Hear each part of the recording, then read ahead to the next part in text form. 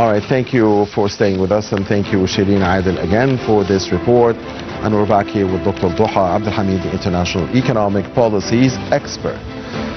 So, Dr. Doha, the current regional crisis, the Iran crisis specifically, is creating a new economic reality. Now we have it's a new game. The equation has changed. Hormuz and the blockage in Hormuz, the no traffic in Hormuz or the low traffic in Hormuz has changed a lot in the equation. So again, I'm not going to ask this time how long can this be sustained, but how can we replace Hormuz partially, and I'm very clear, partially. How let's assume that Hormuz continues, the navigation there continues to be very low, as is the case now. I'm sure that also partially there are other routes, other ways, other markets, other transportation means, whatever, whereby we can replace some percentage of the losses incurred. What would those routes be like, and what's the maximum replacement percentage that we can reach? When it comes to replacement, we can replace a lot. There has been some projects that were meant to keep Egypt, for example, out of it, but Egypt insisted to be there, like the India-Middle East corridor, and it comes from India with the energy, with the oil, with everything, and it United goes, Arab Emirates. Yes, through the Emirates, and it goes to probably to Gaza, Israel, and to go through the Mediterranean.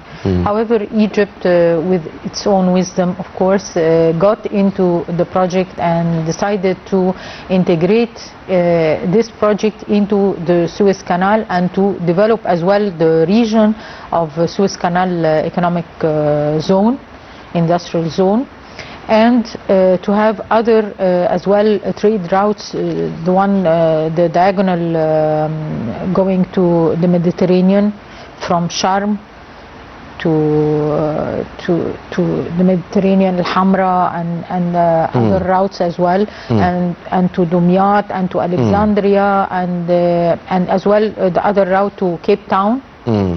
And to develop as well the route by the Mediterranean. I think with the grids, those grids for oil, for gas, for energy as well. Now Egypt is launching plenty of plants for solar energy and so on. It started by Benban, which is the biggest. But there are other innovations as well that came to my knowledge, like the concentrated solar panels, power, not panels, which makes use of the high density of sun rays and light, which Egypt is characterized by.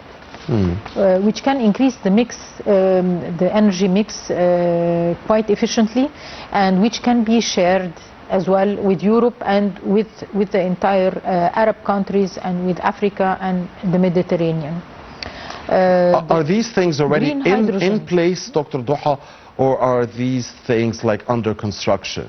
The grid, there are parts of it, they were discussed and agreed and everything, but due to some political tensions, there are some hiccups along the line.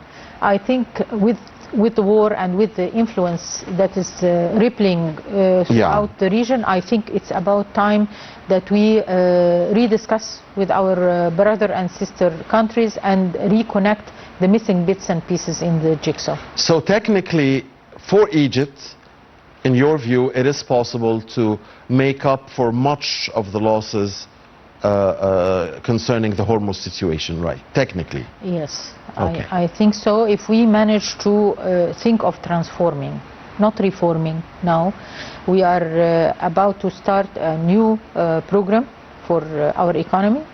I think it has to be deep reforms. Deep reforms meaning that we have to stop the rentier part, which we rely on and count a lot, which is volatile. Like we expand, for example, we discussed expanding the tourism, so it's not that volatile. We discussed as well that we cannot rely only on the Suez Canal revenues, but the other routes, alternative routes that we have. And we said this is stopping the rentier activity. And as well we depend again on Egyptians abroad and the remittances. I mean, the numbers are increasing year in and year out, and it's beautiful. They're wonderful, but it's almost as much as the exports, I think. Exactly. Almost as much. We have to be overcautious given the war situation, and we have to be very alert because we get signals from here and there. Okay, they're cutting in labor. Much of this has been denied anyway. Much of these reports or rumors have been denied. No, I'm speaking about the AI situation. Okay. The AI now is becoming a part of our life. And we have a labor surplus. Can we think of a way of deploying AI by increasing productivity and at the same time making use of the abundant labor, this resource, rich resource that we have? Yes, we can.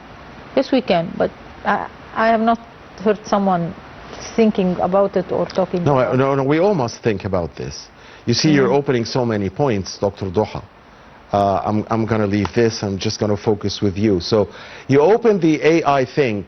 The debate that says, like, is AI actually, overall, is it creating more jobs or is it taking away more jobs? Overall.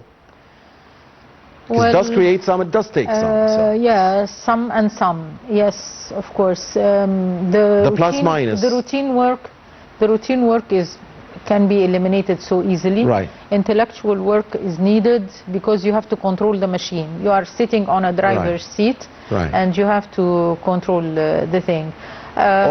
Or does it depend on which country you're in? If you're in a very developed country, then probably AI will create more jobs than it takes away. But if you are in an underdeveloped country, then AI might really take away more jobs than it creates. I want to hear from you. I thought about it one day, and I said, how can we solve this? We have to put everything on the plate and try to think of solutions. If we have abundance in labor and we are using robots in a factory, I do have a factory which is since the 50s. And I need to retrain the staff, and I need to have right beside it another one which is managed by robotics and and high tech so why should I close this one? I can increase my productivity. Actually, it's a multiplier effect. Instead of doubling, it will be quadrupling if I maintain both factories, each right beside the other. This may be a solution in our situation with abundance of labor. In other countries who do not have this surplus dividend, labor dividend, they would use the robots and so on and the AI in manufacturing and working. But in our situation, we can have even a multiplier effect and even higher returns to our economy if we use a similar approach to. I'm describing it in a very simple way. But certainly we can benefit out of it. Okay. But again, you haven't answered me. I mean, will we create more jobs or take away more jobs when we depend more on AI? In our situation, I know we can create more jobs. Beautiful. So, I've heard a very interesting story about AI. I wanted to ask you about it. I'm sure this will be interesting for the viewers as well. Like a teenager told me, you know what, AI is getting dumber. I said, why is that? He said, I read a report or story or whatever, that because people around, all of the people around the world, or many of them, are using the AI and talking to the AI and chatting with it, Actually, AI has now become dumber because many dumb people have talked to it. So it's not as smart as it used to be. And we, like the smart engineers are the ones who formed it, but then the commoners who talked to it a lot and interacted with it a lot made AI dumber as we speak. Do you agree with that study or research or theory or whatever? I found it interesting personally. It's interesting, but not particularly, because the top scientists around the world use AI as well. And we use it for edits and for some research and but I'm sure, Dr. Doha, you've used it one day and said, "Come on, how come you don't understand me?" And you retype again. I'm sure you did that, right? Yes, it happened. Okay. It happened, but it's improving, by the way. Okay. Yani through time, when I used it last year compared to this year, I can see the difference. So we don't believe like we the people will make it dumber. It's further down the line, but the theory makes sense. The theory makes sense, doesn't it? Does it make some sense? It makes some sense, because I mean, if someone uses it in a dumb way and he keeps on using it in a dumb way, I'm sure most of the people do. But it stays within. You train it. You train it on how you use it, and I mean, I have to tell you, one time, it was joking to me and yeah. Come on, I'm not here to joke. I have a mission to deliver. Please concentrate. I had to ask it to concentrate. Right. But the one thing which is interesting that I found out, I was doing some work with a board of directors. It's an international evaluation academy. It's in the UK, where I'm a board member, and we develop science. We push the borders of knowledge in the field of development evaluation. And we found out a new technique for the AI to interview interviewees. So we don't have to be present, for example, in such and such a country, and go and ask for an appointment and take a flight and go and visit someone and things like that. So we prompt some things, and the machine, the AI itself, makes the interview and probes the questions as well. So I started to nag it and to see its limits. So there are new uses, and it depends how you use it. In the academy, we use it and we try to develop it to help push the borders of knowledge in the field of development evaluation.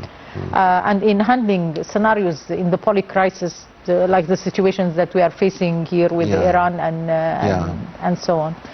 So there are those people who use it in this way, and there are others who use it in that. So it learns. Okay. I want to go back to another point that you mentioned. You mentioned the new economic program that Egypt will apply. I assume you are talking about a program after we finish like the reform thing with the IMF, right? Okay. What are the parameters of this program, you think? This is very important and also might be very sensitive as well, but what might be the parameters of that program? Because everybody knows that a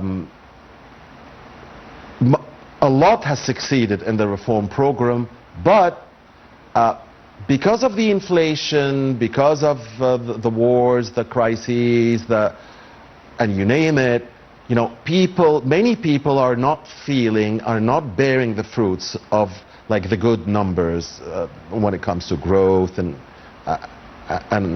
you name it. So, and people like want to, you know, feel and bear the fruits of the growth numbers. They want to feel it translated into their daily lives. So I'm sure that this new economic program will look into that, but I'm asking you as an expert, how do you think it will look like? Well, not many features have been announced so far by His Excellency the Prime Minister. What he said is that it is a transformation, economic transformation program, and it cares for the people. It says as well we will rely on technology. It says we will care about agricultural security. and manufacturing, which is the Right. things. You know, that- agricultural security is a beautiful term and beautiful, like, direction. And using technology in that is very important, and as well, we have to, from now on, using technology in agriculture is not just using technology, but measuring the water content in any commodity or product, which is called the virtual water. So now with the situation with the GERD that we are facing and so on, we have to be very cautious about such things.